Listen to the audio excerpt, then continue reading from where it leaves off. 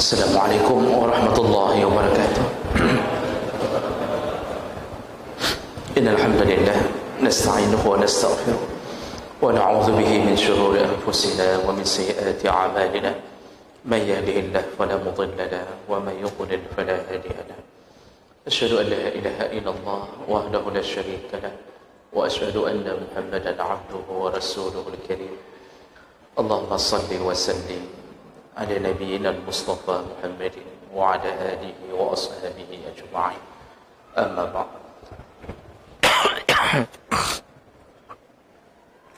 Rabbi shrah li sadri wa yassir li amri wa hlul 'uqdatam min lisani yafqahu qawli. Segala puji bagi Allah, kemudian salawat dan salam kepada Rasulullah, pada keluarga dan seluruh sahabat-sahabatnya. Jemaah maghrib, bapak-bapak dan ibu-ibu yang insyaAllah dimuliakan oleh Allah di dunia dan di akhirat. Setelah kita membahas fadilah surat Luqman, kemudian berikutnya surat Al-Ahzab, saya tidak menemukan hadis-hadis khusus atau keterangan khusus tentang surat Al-Ahzab. Jadi kita langsung masuk ke dalam pembahasan fadilah surat Saba.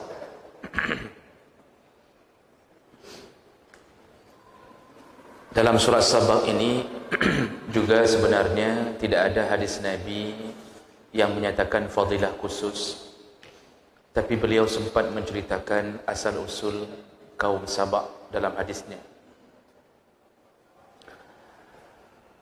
Surat Saba ini terdiri dari 54 ayat, termasuk golongan surat Makkiyah.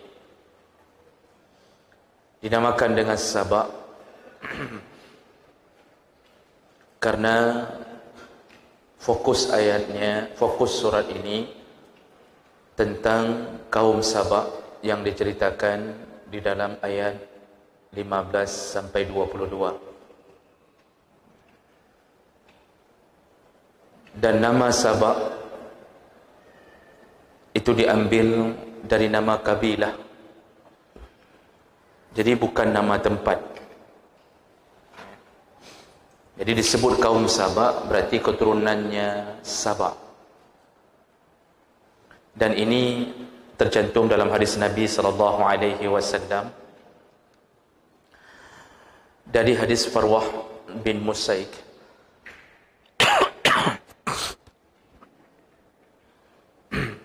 Farwah berkata, qala wa unzila fi Saba. Ma unzila, kata Farwah, telah turun surat Saba. Faqala rajulun, jadi ketika sahabat lain mendengarkan telah turun surat Saba, lalu berkata seorang sahabat kepada Nabi sallallahu alaihi wasallam, ya Rasulullah, wa ma saba'u? Saba itu apa ya Rasulullah? Ardun atau imra'atun? Itu nama tempat atau nama perempuan? Jadi sahabat bertanya karena tidak tahu persis Saba itu apa. Nabi dengan mukjizatnya, yaitu mengetahui sesuatu di masa lampau dan mengetahui sesuatu di masa yang akan datang, dan itu berdasarkan izin dari Allah. Lalu Nabi menjawab, qan laisa bi ardin wala imra'atin. Saba itu bukan nama orang, bukan nama tempat, dan bukan nama perempuan. Walakinnahu rajulun walada ashrah minal Arab. Tapi itu nama seorang laki-laki yang dia mempunyai 10 orang anak laki-laki yang berbangsa Arab. Fatayamana minhum 6 wa tasha'ama minhum 4. Yang 6 merantau ke arah kanan dan yang 4 merantau ke arah kiri. Jadi yang maksud ke arah kanan itu merantau ke arah Yaman. Jadi Nabi ingin mengatakan bahawa ini nama seseorang yang mempunyai 10 orang anak. 6 orang merantau ke Yaman, 6 orang lagi merantau ke kiri. Artinya kiri daripada tempat ayahnya bermula. Tidak disebutkan kota mana ke arah kiri. Lalu Rasulullah sallallahu alaihi wasallam menyebutkan fa ammal ladzi tasha'amu, dan anak-anaknya yang menuju ke arah kiri iaitu Lakhmun, namanya Lakhmun, Juzam, Ghassan dan Amilah. Wa ammal ladzi tayamanu, dan anak-anaknya yang merantau ke arah kanan ke Yaman iaitu bernama Al-Uzdu wal Ash'ariyun wa Hamirun wa Kindah wa Mazhijun wa Anmar. Ini nama-nama anak-anaknya.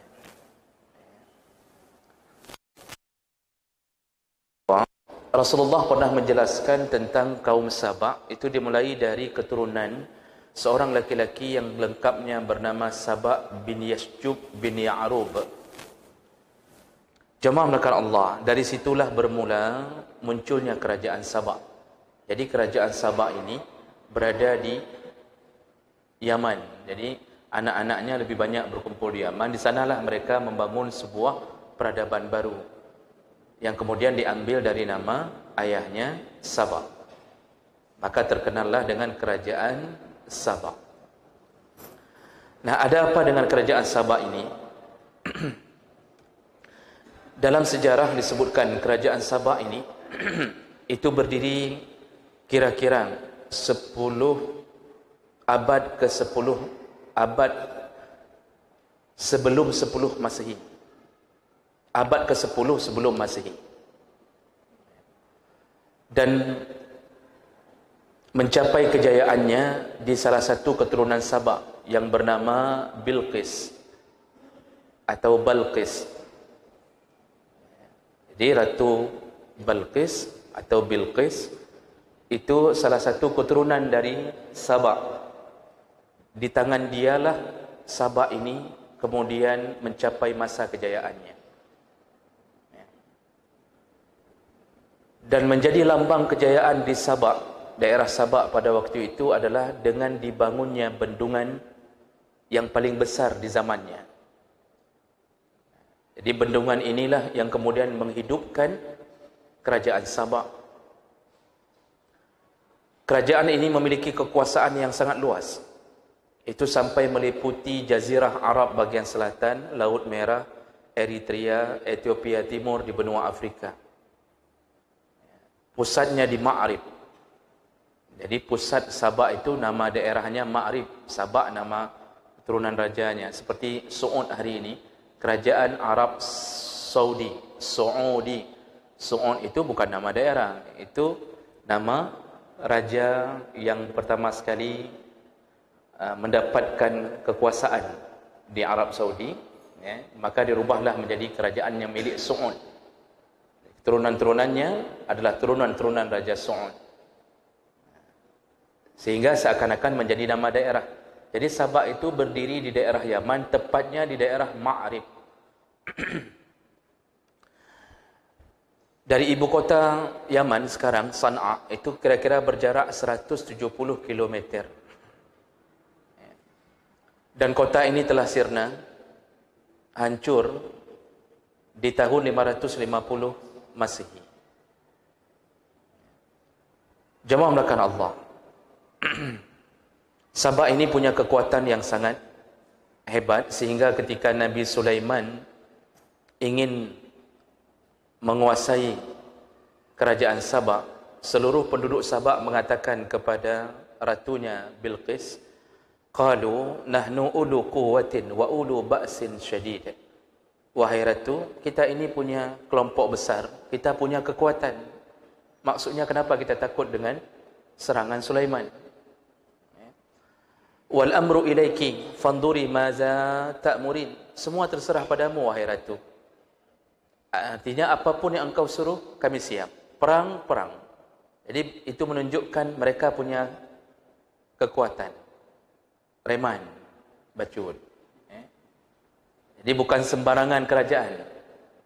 Nah, Lalu kemudian kita tahu bahawa Ratu Balqis ternyata ta'aluk dengan Sulaiman setelah Allah memberi salah satu mukjizat kepada Sulaiman, iaitu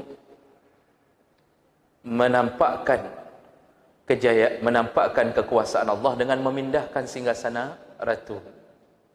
Dan waktu memindahkan singgasana itu dalam surat An-Naml, Allah sebutkan Nabi Sulaiman mengatakan kepada para pengikutnya terdiri dari golongan jin dan manusia, siapa yang bisa memindahkan singgasana Balqis secepatnya. Lalu Ifrit, salah satu golongan iblis, berkata, aku akan memindahkannya sebelum engkau duduk kembali setelah engkau berdiri. Singgasana sudah ada di sini. Jadi disuruh berdiri sebentar, duduk kembali. Sebelum engkau duduk kembali, singgasana Balqis sudah ada di sini. Ini menunjukkan bahawa iblis Allah beri kekuatan untuk memindahkan sesuatu dengan izin Allah. Tapi kemudian ada orang yang saleh, yang diberi ilmu hikmah oleh Allah. Dia menawarkan, wahai Sulaiman, aku bisa memindahkannya begitu engkau membuka matamu, sebelum terpejam kembali, singgasana sudah ada di sini. Ini menunjukkan apa? Tawaran yang lebih hebat, dan ditawarkan oleh orang yang punya ilmu dengan mengucapkan kalimah tertentu. Kata Allah, cuma tidak disebutkan kalimah itu dalam Al-Quran. Kalau disebutkan, takut semua orang mengamalkannya. Jadi menjadi ratib 2,000, menjadi ratib 3,000, mengucapkan kalimah-kalimah yang sama untuk memindahkan isteri mudanya ke tempat yang lebih jauh. Jadi Allah tidak buat kalimat itu, takut menjadi sebuah amalan kesyirikan. Jadi Allah cuma mengatakan dia bisa memindahkan dengan bantuan Allah, ada kalimah. Sehingga tafsir pun tidak ada yang menjelaskan dengan tepat apa kalimah itu. Ada yang mengatakan la ilaha illallah, ada yang mengatakan Allah, macam-macam. Tapi tidak ada yang tahu sebenarnya. Ini menunjukkan apa Bapak Ibu? Kekuatan kita manusia di saat dekat dengan Allah lebih hebat daripada kekuatan iblis. Kita di saat dekat dengan Allah lebih hebat kekuatan kita daripada kekuatan yang Allah berikan kepada iblis. Makanya melawan iblis itu cukup mengikut campurkan Allah untuk menghantamnya. Iblis itu diberi kekuatan, tapi Allah buat catatan, inna kaida syaitan kana dha'ifa. Tapi tipu daya iblis itu lemah. Caranya bagaimana? Dekatkan diri dengan Allah. Maka urusan menghadapi iblis dengan menyebut-nyebut Allah. Rasulullah mengajarkan, kalau mau syaitan tidak mendekat di waktu tidur, bacalah ini. Kalau mau syaitan tidak mendekat di dalam perjalanan kita waktu safar, maka bacalah doa waktu keluar rumah, bacalah ayat-ayat tertentu, bacalah ini, bacalah itu, semuanya adalah kekuatan kita. Maka orang yang sombong itu, dia kadang-kadang tidak merendahkan diri di hadapan Allah. Jadi dia tidak baca apa-apa, tidur tidak baca apa-apa, berjalan tidak baca apa-apa, dalam kegelapan dia tidak mengamalkan zikir-zikir Nabi, maka kadang-kadang Allah jatuhkan kesombongannya. Jadi dibuat rasa takut oleh Allah Subhanahu Wa Taala. Baik. Lalu yang terjadi berikutnya, Ratu Balqis datang. Dalam kisah dalam Al-Quran disebutkan, Ratu Balqis mengangkat roknya karena mengira lantai Sulaiman berair. Tapi ternyata lantai Sulaiman bukan berair, tapi karena saking jernihnya terbuat dari kaca, seakan-akan berair. Itu menunjukkan kehebatan kerajaan Sulaiman. Lalu Ratu Balqis terkejut melihat singgasananya sudah ada di tempat Sulaiman. Disitulah dia tunduk, dan akhirnya dalam riwayat disebutkan dia menikah dengan Sulaiman alaihi wassalam. Lalu kemudian di saat itu Ratu Balqis mengislamkan, bahasanya bukan Islam dalam konteks nama agama, mentauhidkan semua penduduknya. Disitulah semua penduduk Sabak dalam keadaan beriman kepada Allah, yaitu di bawah pimpinan Ratu Balqis, yang kemudian didampingi oleh suaminya Sulaiman. Bapak Ibu yang dimuliakan Allah, maka di saat itu, di saat mereka taat ke Allah, Allah katakan dalam ayat yang ke-15, Allah berikan kesuburan, Allah berikan kejayaan. Laqad kana li saba'in fi maskanihim ayah. Allah mulai memberikan kemakmuran pada kerajaan itu. Kata Allah, kami memberikan kepada kaum Sabak kekuasaan kami, iaitu kekuasaan Allah Subhanahu wa taala di tempat-tempat kediaman mereka. Bagaimana cara Allah memakmurkan kaum Sabak setelah mereka menuhankan Allah? Allah mengatakan jannatani an yaminin wa shimal. Ku berikan kepada mereka dua kebun di kanan dan di kiri. Jadi kota Sabak ini gambarannya, kalau kita masuk ke kota Sabak, ke kerajaan Sabak, itu kanan kiri semuanya kebun. Semuanya kebun.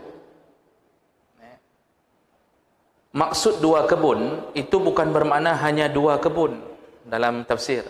Tetapi maksud Allah dua kebun kanan kiri. Sepanjang jalan kebun. Di kanan kebun, di kiri kebun. Kan ada lagunya itu. Kulihat kebun. Bagaimana lagunya Bapak? Saya lupa. Yang kulihat kebun itu Allah ada. Itu tidak penting diingat. Nah kemudian saking suburnya kebun-kebun ini, dalam tafsir disebutkan Abdurrahman bin Zaid rahimahullah dan Abu Qatadah rahimahullah menceritakan, saking suburnya kebun ini, orang kalau masuk ke kebun itu tidak perlu memetik buahnya, cukup bawa keranjang di atas kepala, berjalanlah dalam kebun itu, maka semua buah-buahan yang ranum masuk sendiri ke dalam keranjang. Penuh keranjang hanya dengan jalan saja. Jadi tidak usah petik. Terlalu banyak. Jadi keranjang maksudnya sangkut-sangkut dengan buah. Penuh dengan buah. Jadi cukup hanya bawa keranjang, sangkut sana, sangkut sini, penuh keranjang dengan buah-buahan. Begitu suburnya kota Sabak tersebut. Lalu disebutkan bahawa di sana tidak ada nyamuk. Bak kedanya penuh nyamuk. Di sana tidak ada nyamuk. Dalam tafsir, tidak ada lalat. Semua yang mengganggu tidak ada. Nyamuk tidak ada. Lalat, serangga, kalajengking dan ular tidak ditemukan. Bisa bayangkan hidup tanpa nyamuk? Subhanallah, indah sekali. Indah sekali, tanpa lalat. Jadi tidak ada binatang-binatang pengganggu.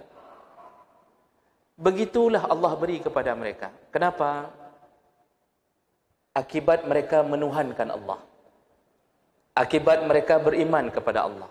Maka Allah suburkan tanah mereka. Dan kemudian Allah berikan jalan, ilham kepada ratu agar bertahan kesuburan itu. Maka Allah berikan sebuah ide kepada ratu untuk membuat bendungan. Maka dibuatlah bendungan yang disebut dengan bendungan Arim. Bendungan itu ukurannya dalam tafsir sebutkan kira-kira, kalau sekarang ukurannya panjang 620 meter, kemudian lebarnya 60 meter, dan tinggi kedalamannya itu 16 meter. Itu bendungan terbesar di zamannya. Bendungan terbesar. Jadi lebar 60 meter. Ini masjid ini kita berapa lebar? Wallahu a'lam. Kita 30 dah. Berarti 2 kali masjid inilah lebarnya. Dan airnya penuh. Selalu dipelihara oleh Allah Subhanahu wa taala. Jadi mengalir airnya ke kebun-kebun, tidak pernah mengering airnya. Selama mereka berada di bawah kepemimpinan Ratu Balqis dan mereka beriman kepada Allah. Dan Allah hanya minta kepada mereka, melalui ayat berikutnya Allah cerita, Allah mengatakan, jadi setelah Allah mengatakan, ku berikan semua keindahan fi maskanihim, di tempat-tempat mereka tinggal. Lalu Allah mengatakan, kulu mir rizqi rabbikum, silakan makan. Makanlah semua dari apa yang Tuhanmu berikan. Jadi Allah suruh nikmati dulu. Nikmati, silakan nikmati. Ini kan ciri-ciri yang maha kaya. Orang kalau sudah terlalu kaya dan kalau punya sifat Allah dalam dirinya sedikit, maka orang akan mengatakan, ambil, makan. Nggak usah pikir-pikir balas. Nggak usah ucapkan terima kasih. Pikir, makanlah. Begitu orang kalau sudah kaya. Allah maha kaya. Wal ghaniyul hamid. Allah maha kaya. Allah kecil memberikan kepada manusia di bumi. Maka Allah suruh pertama sekali makanlah. Makan. Suka-suka kamu. Ini hampir sama kalimat dengan suruhan Allah kepada Adam dan Hawa. Jadi disuruh nikmati. Allah mengatakan kepada Adam dan Hawa, wa kula minha ragadan haitsu syi'tuma. Adam, Hawa, makan suka-suka. Apa yang engkau suka-suka dalam surga, makanlah. Jadi kita ini, Pak, sebenarnya kita ini hidup dalam nikmat. Allah tidak akan pernah membuat nikmat itu tercabut kecuali kita sendiri yang meminta untuk dicabut. Jadi konsep hidup kita ini, sebenarnya kita ini hidup dalam nikmat Allah. Dan yang lebih hebat lagi, nikmat kepada kita khususnya diberikan nikmat iman dan Islam. Di saat orang lain diberikan kekafiran, tapi kita diberikan nikmat iman dan Islam. Tapi Allah tetap sayang kepada orang kafir. Diturunkan Rasul, diajak mengenal agama, diberikan hidayah, mereka sendiri yang menolaknya. Kaum Sabah Allah minta makan dari rezeki Allah yang telah berikan kepadamu. Dan kemudian Allah sambung, washkuru lahu, tapi cukuplah engkau bersyukur kepada Allah. Allah tidak mengatakan berterima kasih, tapi cukup bersyukur. Bersyukur artinya pakai perasaanlah. Allah sudah beri. Allah tidak minta balas. Allah tidak minta balas, tapi Allah minta untuk bersyukur. Dan bersyukur itu sesuai dengan porsi. Tidak mesti bersyukur itu memberi, tapi bersabar di atas nikmat itu bersyukur. Jadi jangan mengira bersyukur itu wajib balas memberi, tidak. Itu gaya manusia dengan manusia. Jadi kalau orang mengatakan enggak cukup kita terima kasih, kita kasihlah hadiah kepada orang yang sudah beri. Allah Subhanahu wa taala tidak butuh hadiah dari kita. Allah hanya ingin kita tetap dalam mengingat Allah, itu saja. Jadi disuruh bersyukur agar nikmat itu terpelihara. Jadi Allah sebutkan nikmat dulu baru sebut syukur. Maksudnya kalau engkau bersyukur, nikmat kau pelihara. Maka keluar ayat yang paling masyhur kita dengarkan, la in syakartum la azidannakum. Kalau engkau bersyukur ku tambah, kata Allah. Kalau engkau bersyukur ku tambah. Maka semua orang yang telah mengingat Allah, menuju ke musalla-musalla, menuju ke masjid-masjid, mengingat Allah, insya-Allah hidupnya dalam keadaan dipelihara Allah. Oh, kenapa habis menuju salat jamaah tetap miskin? Kenapa habis menuju salat jamaah kita tidak dapat uang menumpuk bak jalan lalu kita kaya tiba-tiba? Syukur itu bukan bermakna harus kaya lalu memberi kembali. Tapi ketika Allah titipkan perasaan menerima apa yang Allah beri, itu sudah masuk dalam kategori nikmat terbesar. Orang miskin tidak mengeluh. Bahasa yang keluar, ini dari Allah. Orang kaya, ini kekuasaan ini dari Allah. Jadi bahasa-bahasa itu adalah bahasa orang-orang yang bersyukur. Lalu Allah sebutkan ayat berikutnya, baldatun tayyibatun wa rabbun ghafur. Jadi maksudnya kalau engkau bersyukur, tetap negara ini akan menjadi negara tayyibah yang baik, wa rabbun ghafur, dan diampunkan oleh Allah. Artinya di bawah pengampunan Allah. Jadi baldatun tayyibatun wa rabbun ghafur ini kan sering kita dengarkan di ceramah-ceramah, tiba-tiba penceramah menyelipnya ke baldatun, kita harus menjadi baldatun tayyibatun wa rabbun ghafur. Itu yang Allah cerita itu kemana? Ke kaum Sabah. Maka kalau ada orang yang ceramah dengan gaya bahasa ini, dia harus menjelaskan seharusnya, dia harus menjelaskan berikutnya, kaum Sabah hancur ujungnya. Jadi ini cerita di tengah jalan, bahwa kaum Sabah itu sedang diberi kemakmuran oleh Allah. Makmur sekali. Bapak kalau pergi ke Uni Emirat Arab, ke Qatar. Masya Allah. Itu Allah beri limpahan nikmat. Allah beri limpahan nikmat. Tapi lihat hari ini bagaimana gaya kehidupan di Uni Emirat Arab. Abu Dhabi. Itu Eropah habis. Bahkan tempat pesiarnya orang-orang Eropah. Maksiat merajalela. Padahal Allah beri, itu negara, Allah beri nikmat yang luar biasa. Bapak Ibu maka Allah, setelah mengalami masa-masa kemakmuran, lalu Ratu Balqis meninggal, kemudian diganti dengan beberapa raja, tidak disebutkan sampai raja yang mana terjadinya kekufuran. Dan ternyata ujungnya, setelah ditinggalkan oleh Ratu Balqis, mereka kemudian diutus oleh Allah 13 rasul kepada mereka. 13 nabi kepada mereka dalam tafsir. Untuk mengingatkan mereka agar tidak berpaling dari Allah. Dan kemudian yang terjadi, ternyata mereka akhirnya kufur semuanya. Kufur semuanya. Allah sebutkan dalam ayat ke-16, fa'aradu fa'arsalna 'alaihim sailal 'arim. Lalu mereka menolak perintah Allah. Mereka berpaling dari Allah. Ketika mereka sudah mulai berpaling dari Allah, disitulah Allah kemudian memberi kehancuran. Bagaimana cara Allah menghancurkan kaum Sabah ini? Mereka diberi sailul 'arim, yaitu banjir bandang. Banjir yang sangat hebat, menghancurkan seluruh kota, mematikan penduduknya. Dan berikutnya, para ahli tafsir menceritakan cara Allah menghancurkan bendungan ini. Jadi yang menjadi sumber kehidupan mereka bendungan. Kalau kota Mesir sampai ke Sudan, itu sumber hidupnya Nil. Kalau tidak ada sungai Nil, itu tidak hidup. Di Mesir itu kalau tidak ada sungai Nil, tidak bisa hidup.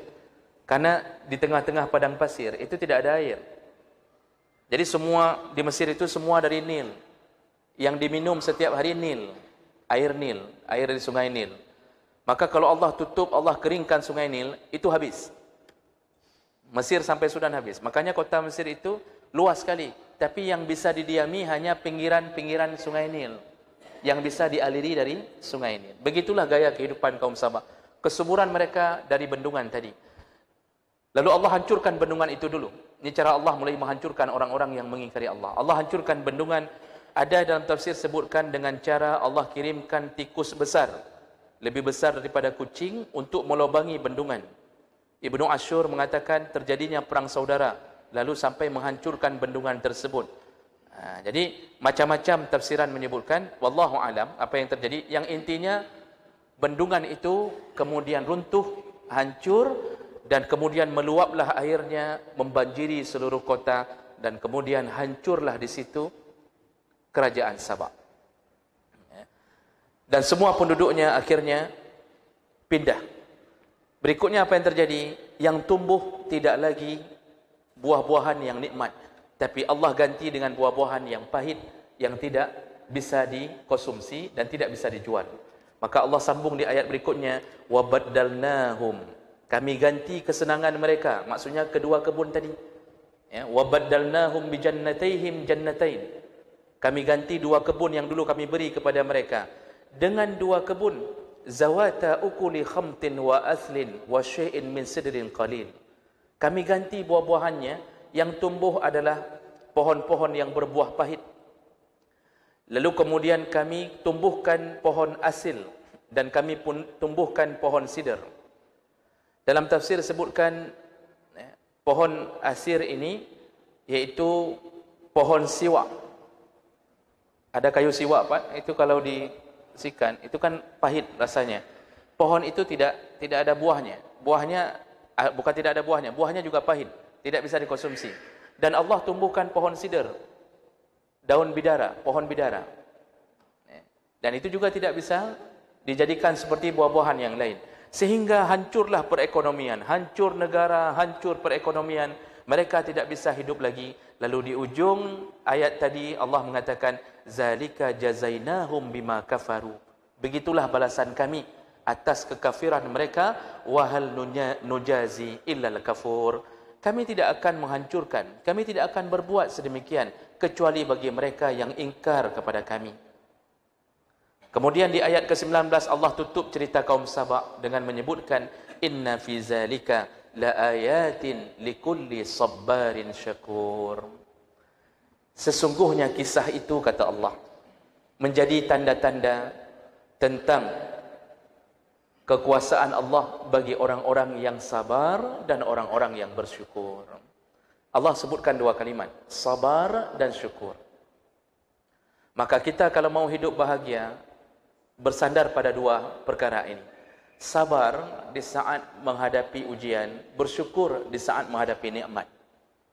Kalau dua sifat ini menempel pada sebuah negara, insya-Allah negara itu aman. Dan ini menjadi pelajaran besar. Seharusnya pemimpin membaca tentang kisah kaum Sabak.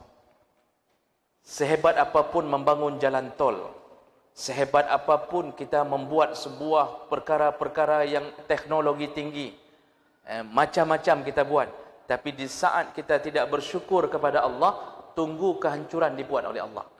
Mudah bagi Allah. Sekarang saja efek corona, Pak, sudah hampir 2 tahun. Betul, hampir 2 tahun.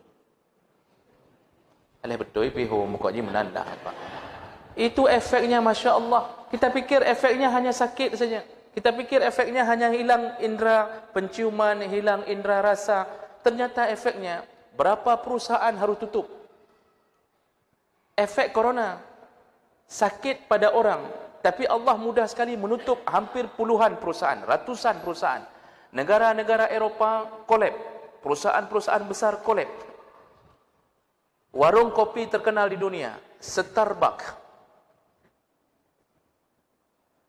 itu sudah menutup hampir 400 outlet di seluruh dunia.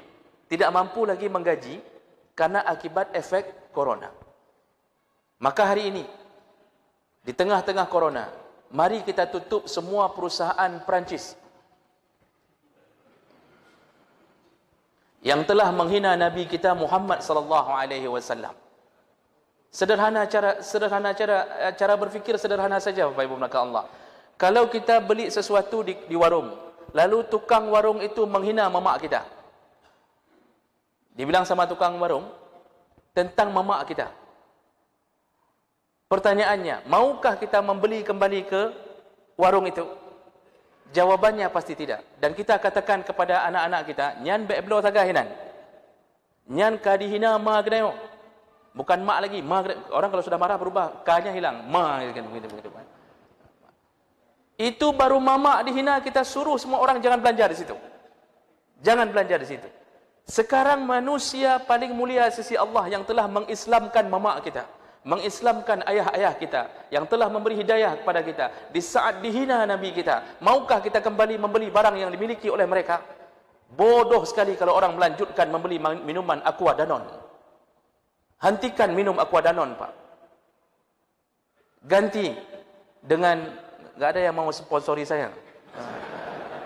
Kalau ada yang mengatakan, Ustaz saya bayar, kasih tahu nama ini. Oh, saya sebutkan nama. Sayangnya tidak ada. Jadi saya enggak sebutkan, karena enggak ada manfaat saya menyebutkan. Artinya selain Aqua, silakan. Jangan pakai minuman Fit. Fit, ya. Menulis Fit warna merah, Pak. Itu punya Perancis. Ibu-ibu jangan lagi pakai kosmetik Garnier, jangan lagi pakai kosmetik L'Oreal. Jangan pakai lagi, hancurkan semuanya.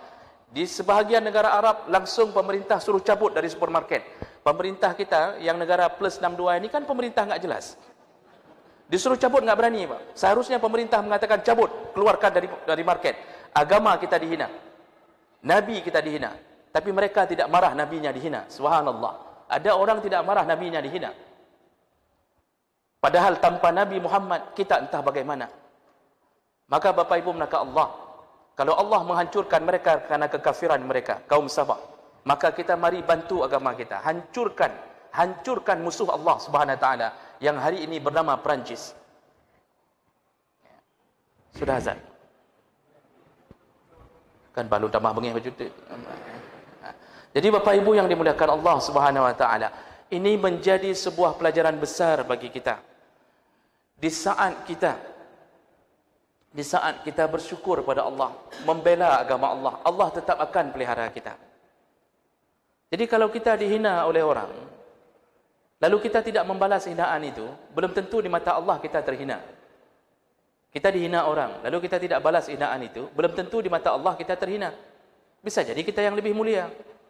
Tapi di saat Nabi kita dihina, dan kita tidak membela Nabi kita, yakinlah kita terhina di mata Allah. Yakinlah kita terhina di mata Allah. Wajib marah. Menyohana bengih, nyan munafik. Kalau tidak marah, munafik. Wajib marah. Jadi mudah-mudahan kisah kaum Sabah ini menjadi pelajaran bagi kita bahawa negara bisa bertahan dengan rasa syukur ke Allah. Dan Allah tidak akan turunkan azab selama penduduk kaum tetap berlindung di bawah nama Allah, tetap istighfar kepada Allah. Kalau ada dosa, semua orang ada dosa, tapi mohonlah ampun kepada Allah. Karena Allah sudah janji, wa ma kana Allah mu'azzibahum wa hum yastaghfirun. Selama penduduk satu kaum tetap beristighfar kepada Allah, maka Allah tidak akan mengazab kaum tersebut. Jadi intinya taubat itu menjadi obat daripada semua azab. Saya belum pernah dengar hari ini pejabat-pejabat teras dari Dinas Kesehatan yang mengatakan corona ini akibat daripada dosa kita. Taubatlah, taubatlah. Pernah dengar? Pernah dengar Menteri Kesehatan bicara begitu? Yang sering bicarakan apa? Jaga protokol kesehatan. Pakai masker, kemudian jaga jarak, dan jangan kawin lagi. Itu contoh. Itu bahasa kalau Menteri Kesehatannya ibu-ibu, kan? Jadi Bapak Ibu, maka Allah, Masya Allah, akar masalah tidak dicabut. Allah marah kalau satu negara maksiat kepada Allah. Allah marah. Sampai Nabi mengatakan, kalau sudah merajalelanya zina dan riba, tunggu azab Allah, tunggu azab Allah. Hari ini kita telah terkena azab. Kita terkena azab. Ya, karena berawal dari maksiat. Orang tidak taat lagi ke Allah. Orang tidak lagi takut kepada Allah. Makanya Bapak Ibu maka Allah, pelajaran kaum Sabah, fadilahnya adalah, yaitu Allah mengajarkan tentang pentingnya bersyukur kepada Allah Subhanahu wa ta'ala. Baik. Demikian semoga menjadi renungan bagi kita. Dan semoga Allah Subhanahu wa ta'ala memelihara kita daripada kekufuran ini. Kita tutup dengan kafarah majlis. Subhanakallahumma bihamdik, asyhadu an la ilaha illa anta, astaghfiruka wa atubu ilaik. Wassalamualaikum warahmatullahi wabarakatuh.